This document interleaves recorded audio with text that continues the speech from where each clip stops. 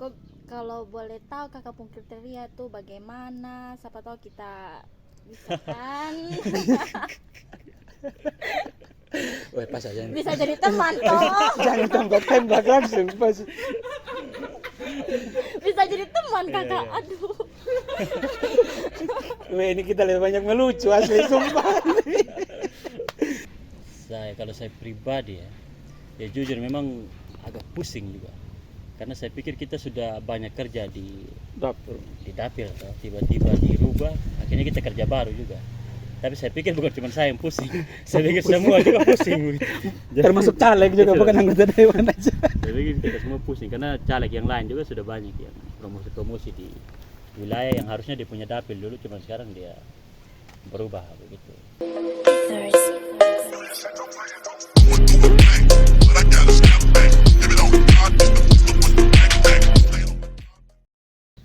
Oke, jadi selamat siang, kembali lagi di kita punya apa ya, omong-omong telepas lah di ngobrol santai.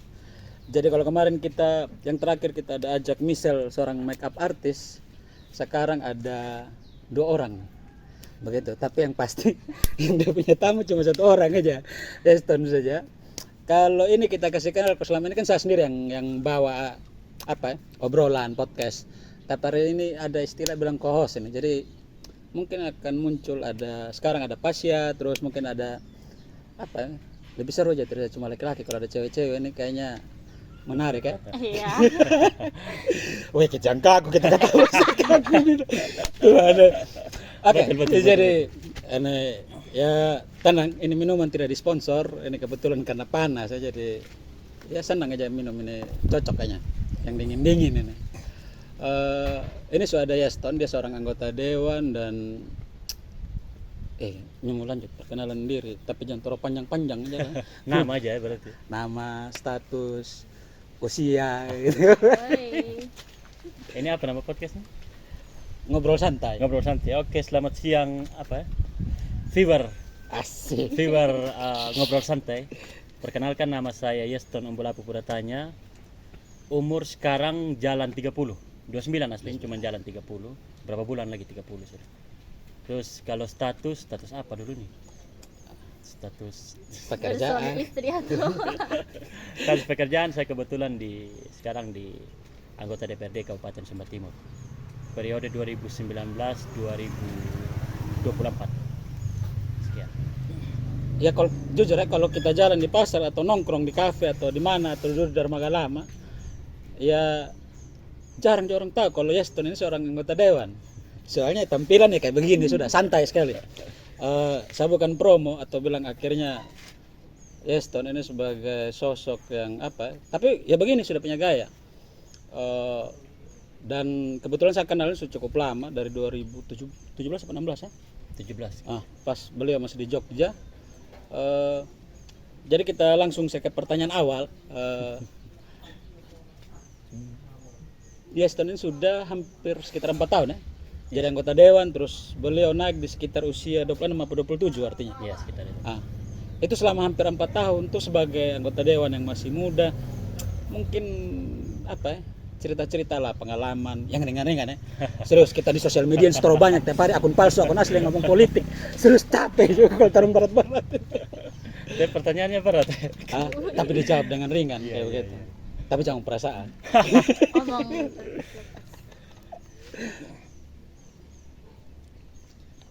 Apa? Sudah. Oh iya. Selama 4 tahun gimana sih? Kayak begitu. Iya. Ya banyak yang beda sih, apalagi masih muda ya. Yang paling unik itu kalau saya duduk di maksudnya di tengah-tengah orang banyak, kayak tadi bilang kalau ke pasar kemana orang tidak tahu begitu. Dengan mungkin karena tampilan saya yang memang dari dulu seperti ini, ya mau kemana saja orang kayak harus diperkenalkan dulu. Ini Pak Dewan, baru orang tahu. Kalau tidak orang tidak akan tahu. Seperti itu. Uniknya itu saja. Terus dengan kita sering ketemu orang banyak, akhirnya pergaulan lebih luas, relasi lah lebih banyak. Ya kayak terus kayak kadang orang taruh serius atau kayak saya lihat ya, banyak sekali masalah-masalah tiba-tiba anggota dewan seberat itu kah tugas selama 4 tahun sebagai anggota dewan kayak begitu? Ya iyalah, kalau kita lihat dari persepsi masyarakat ya begitu sudah kan. Masyarakat tahunya di anggota dewan ada masalah begini ya dia harus selesaikan seperti itu. untuk apa kita pilih sama dia kalau ada masalah begini dia tidak bisa selesaikan kayak gitu lah. Hanya mungkin kalau kita masuk terlalu dalam di dalamnya ini berat bagi kita bahas.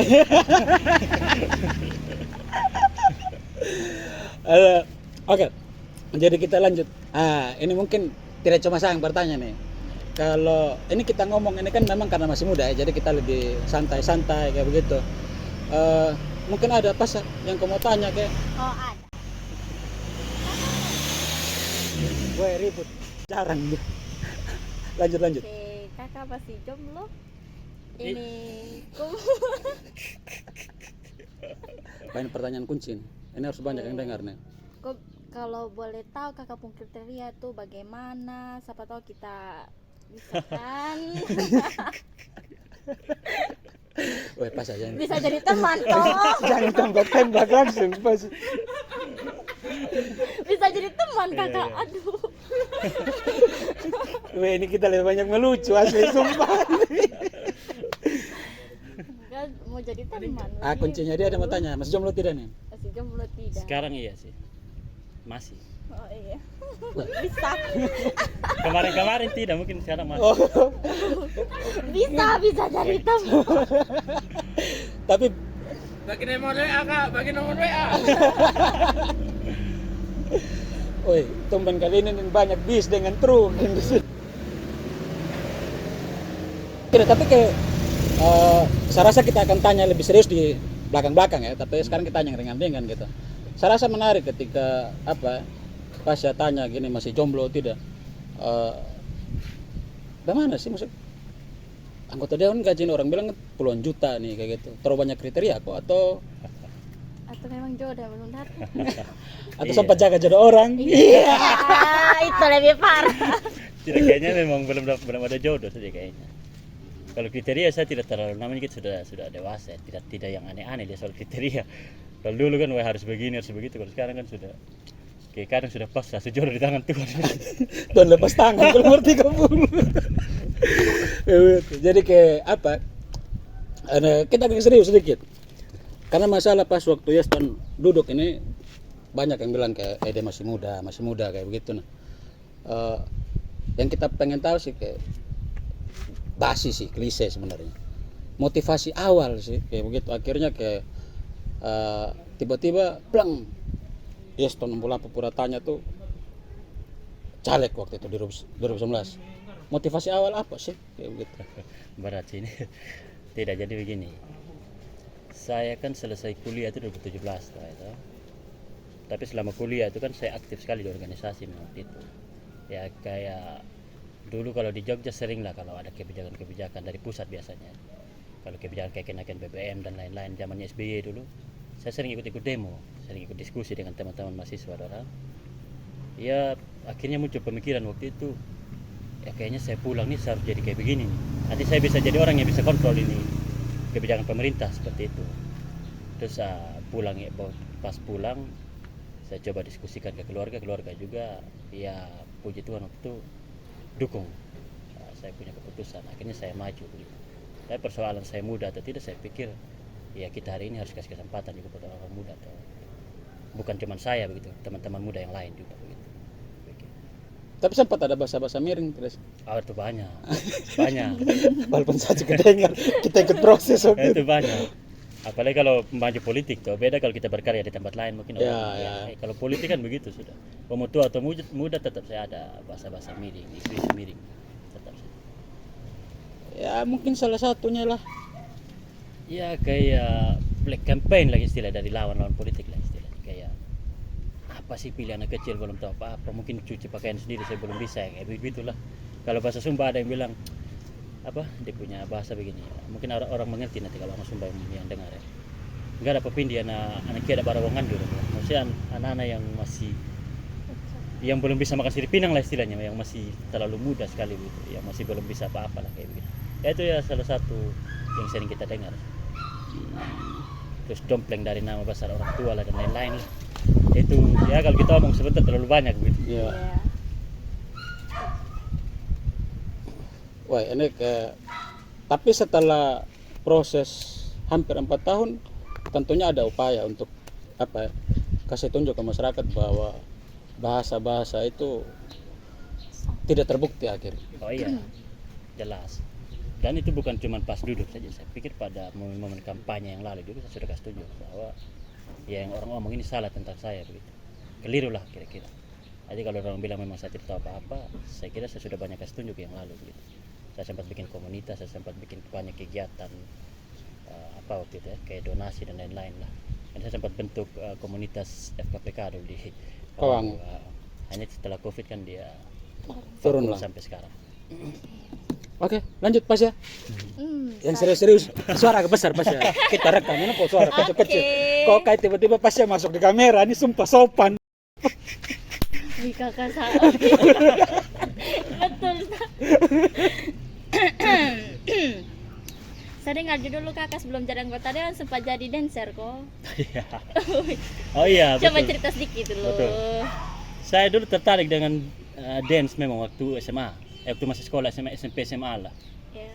Terus waktu kuliah ada kita disuruh pilih waktu itu kan ada dikasih selebaran untuk pilih UKM yang kita mau begitu. Di situ ada UKM dance ternyata.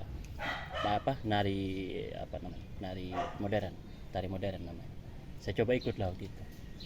Pas saya ikut pertama kali latihan saya tertarik, makin tertarik saya dengan itu. Karena di sana kan lebih apa ya latihannya ya. Yang pelatihnya juga orang-orang profesional gitu. Ya. Nah, terus saya ikuti terus akhirnya ya selama saya di Jogja pun bisa jadi tempat cari uang juga tuh dance. Jadi kita di kampus itu kayak ada acara setiap jurusan itu. Setiap tahun pasti ada acara. Per jurusan pasti ada satu acara dan per fakultas pasti ada satu acara gitu. Dan kita tuh UKM dance sering diundang. Saya sering isi acara di situ. Di setiap ada acara gitu. Dan kita itu bukan diundang free, dibayar. Jadi ya lumayan lah tambah-tambah uang rokok di sana. Asik. Oke, boleh spill yang dibayar. Terus Oh ya, katanya boleh di-spill tidak? Spill. Bayaran waktu dance berapa? Bayaran waktu dance begitu berapa? Walaupun tidak Itu, sebesar iya. anggota dewan ya, tidak- pasti. tidak mau. Dia Pasti standar lah. bervariasi lah. Ada ya 300 sampai 500-an lah bervariasi. Tapi itu kan per grup. Jadi kan kita bagi lah, misal kita kita tampil 3 orang atau 5 orang ya ada kita bagi sudah tuh. Saya lihat ada sempat ya siapa? Ada video yang di akunnya Nyumu kah? Yang naik ya? Naik sekali. Ah, YouTube YouTube kan? Oh iya. sampai 5 ribuan. Ah. Oke, di sini tidak cuma kami bertiga ya. Di belakang kamera ada Amariu, terus ada Sep, ada Nando juga lagi push rank di Legend ML kayak gitu. Sampai kurang darah. Sampai kurang darah deh. Oke, kita tanya ganggu-ganggu aja lah kayak begitu. Tipis-tipis. Dari dance terus akhirnya jadi anggota dewan, terus kemarin lolos dari Dapil 2 ya. Suara sekitar berapa kemarin? 2147. 2100. Nah, ini kita minggu lalu tuh sempat heboh gara-gara perubahan dapil sih. Kayak begitu. Terus saya gemeter gitu. Serius saya gemeter perubahan dapil ini.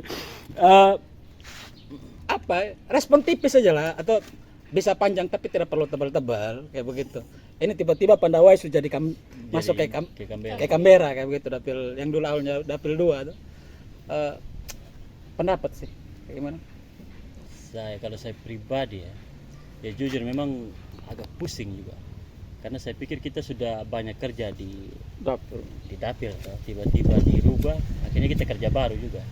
Tapi saya pikir bukan cuma saya yang pusing, saya pikir semua juga pusing. Termasuk caleg juga Betul. bukan anggota dewan aja. Saya pikir kita semua pusing karena caleg yang lain juga sudah banyak yang promosi-promosi di wilayah yang harusnya dia punya dapil dulu, cuma sekarang dia berubah begitu. Terus sekarang ada isu lagi kalau dapil 2 sekarang ini dapil neraka sudah. Bukan lagi dapil 1 kayak yang lalu. Ya. Artinya peta politik di Sumba Timur bisa berubah drastis kah dengan atau tidak? Yang kita tanya sebagai politisi lah. Bisa lah mungkin. Karena jumlah kursi pun tidak bertambah dengan ada pemekaran dapil.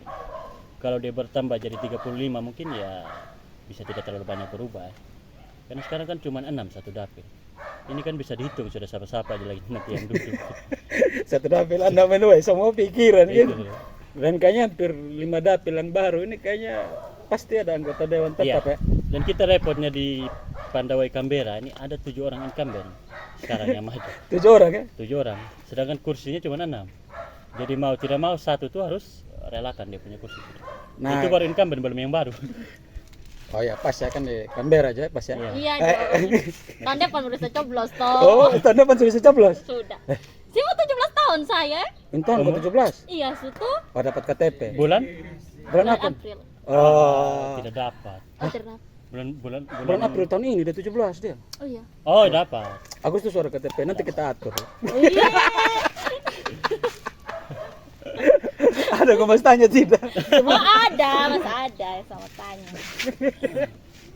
Ada tidak begitu hari-hari mengganggu kakak di jalan Kayeston, begitu nah. Tidak. Oh, woi masa Oh, tidak ada. tidak ada. Saya terpercaya, tidak sedikit.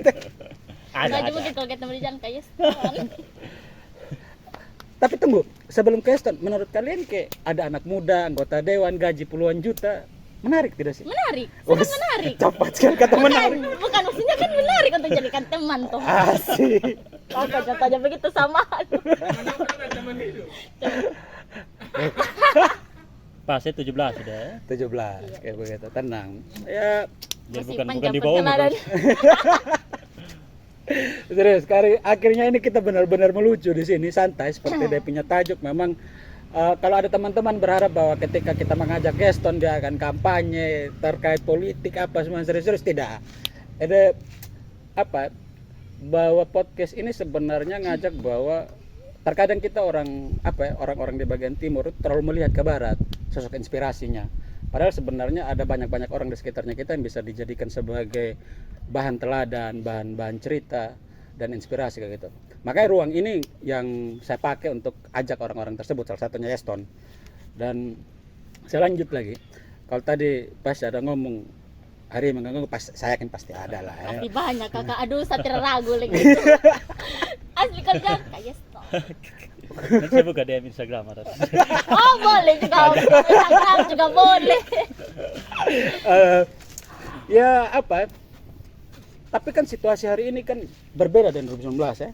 Iya. Begitu. Saya rasa kayaknya anak muda lebih banyak yang mau maju di tahun ini. Iya. Apalagi dengan konstelasi yang apa semakin panas lagi setahun, terus partai juga Makin banyak. makin banyak. Peluangnya kayak gimana sih? Ya, saya berharap sih anak muda harus tetap punya peluang yang besar. Tetap saja.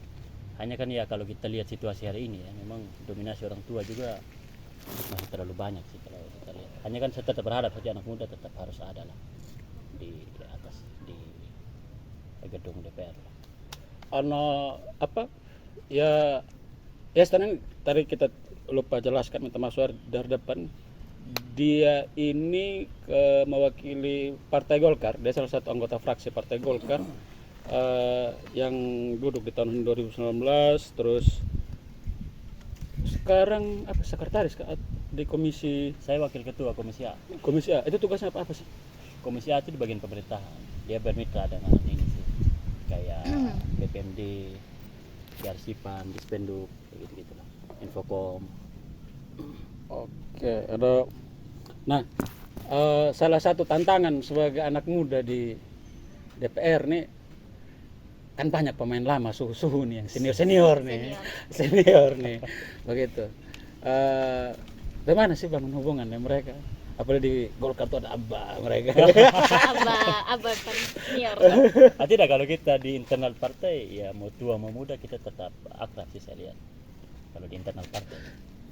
Tapi dalam konteks sebagai anggota dewan, Ya, saya kira tetap sih kita saling backup, saling bagi informasi. Ada misalnya ada informasi tentang di wilayah ini ada masalah ini atau masalah itu misalnya, atau mungkin ada isu-isu yang kita mau bangun di dalam, nanti kan kita posting. Kita kan punya grup sendiri, kita khusus fraksi Golkar. Tinggal kita up saja di grup, nanti kita bahas sama-sama, terus nanti kita bawa di ruang sidang. ini sisa 2-3 pertanyaan ya. Kita tidak ngelucu lagi ya. Ini kayaknya kayak serius nih. Dalam proses hampir 4 tahun ini ada cerita paling berkesan tidak sih? Ketika ketemu masyarakat atau apa sih? Kita paling berkesan ya. Yang paling diingat lah, mungkin ada. Aduh, banyak sih kalau saya. Tidak ada satu yang spesial, tidak ada, banyak. Mungkin hampir semua berkesan sih saya rasa. Tidak, waktu mungkin ada salah satu ketika after and before ya. Jadi maksudnya kayak sebelum jadi anggota dewan sama sesudah kayak gitu. Kayak apakah penerimaannya atau mungkin ada itu beda. fakta baru di selama ini sebagai anak muda kayaknya saya tidak pernah lihat kejadian seperti ini atau realitas seperti ini. Tapi setelah jadi anggota dewan, ternyata banyak hal yang saya ketemukan kayak begitu. Kalau perlakuan orang sih ya kayak yang jelas lebih dihargai lah kalau kita pergi ya. Kita pergi di acara di apa kan kita lebih dihargai. Biasa kalau kita sudah lihat kita datang suruh duduk di depan lah biasa. Terus kalau acara keluarga ya biasa kalau ada acara nikah acara apa ya sambutan keluarga tuh biasa saya sudah dipercayakan gitu. Agak berbeda lah. Terus ke apa kondisi masyarakatnya kita hari ini dengan berbagai macam situasi ya, baik kurang baik lebihnya ke bagaimana cara kayak Yeston sebagai anak muda, ini pertanyaan kunci ini, untuk mengajak partisipasi masyarakat untuk terlibat dalam pemilu. Karena biar bagaimana kita tahu ya, situasi kenyataan memang realita itu partisipasi politik masyarakat itu masih lumayan rendah di Banyak golput. cukup banyak yang golput. Tidak, saya kalau saya punya bahasa pribadi saya pikir begini, mau golput ataupun ikut memilih, namanya aturan DPR itu harus ada begitu. Walaupun cuma satu orang yang pilih dia dan yang lain mungkin dia lebih banyak dengan satu suara itu, tetap dia jadi DPR begitu. Jadi mending kita ikut saja berpartisipasi, jangan kita golput begitu. Karena kalau kita golput kayak nanti tiba-tiba ada kebijakan yang menurut kita tidak bagus, kita mau protes juga kita kayak kemarin saya tidak ikut memilih, saya golput kok waktu momen politik kayak begitu. Kalau saya biasa memang cara-cara ngajak masyarakat begitu, karena biasa audiens saya bukan cuma anak muda, ada orang tua juga yang ikut hadir kalau biasa saya kumpul-kumpul masyarakat. Saya pikir haruslah ikut memilih. Ya terlepas orang yang dipilih yang duduk mungkin dianggap baik atau tidak, tapi kan mau tidak mau tetap harus ada kursi di atas. Ya, Tetap harus ada DPR yang duduk di atas. Jadi mau tidak mau kita harus memilih harus, menurut saya seperti itu. Oke. Saya rasa kita sudah lumayan, ini kita sudah 20-an menit. Kita kembali ke ringan-ringan aja. Iya. Target menikah usia berapa, Bos? Berat kakak. Ringan ya. Wih, langsung tanya. Tidak, ini kita sebagai kawan ini harusnya kita Mendukung. dorong kayak gitu bahwa Iya sih. welcome to penjara, men. Iya. Oke, tidak perlu dijawab. Saya rasa itu Bisa pertanyaan jadi yang, mau jawab. yang cukup mengerikan. Tapi gini, bahwa saya yakin bahwa proses pemilu itu sebenarnya seperti saringan, begitu.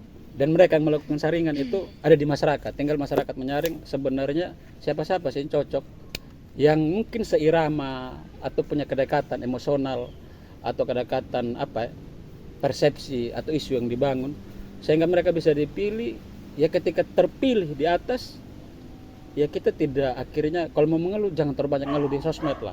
Kita bisa bangun komunikasi yang baik khususnya dengan DPR, apalagi tiga tugas utama mereka terkait seorang legislator, terkait penganggaran itu cuma ada di mereka, tidak ada cuma secara konstitusi tidak ada di tempat lain. Jadi memang ujungnya ada di mereka dan ya harus ada kursi di sana. Oke, saya Muna Baban, ada Pasya, ada Yeston. Terima kasih. Good luck buat yang nonton. Tuhan berkat semua. Gas. Dah. Saya kasih kiss bye.